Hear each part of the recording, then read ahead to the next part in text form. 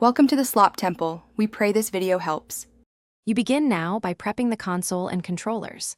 Power on the console, connect both controllers, and sign the primary account into Call of Duty. Once done, sign the second controller as a guest or a separate console account. This is required because Call of Duty ties split screen to active profiles. Make sure the game is fully updated and the console is online if you plan to play online matches. These steps let the game detect two local players immediately. Next, launch a mode that supports split screen, typically multiplayer or zombies, because some modes won't allow local players. The primary player creates or joins a lobby, and then the second controller presses X or to join as player 2. The HUD will split automatically. Make sure to choose a playlist or custom match that allows two local players.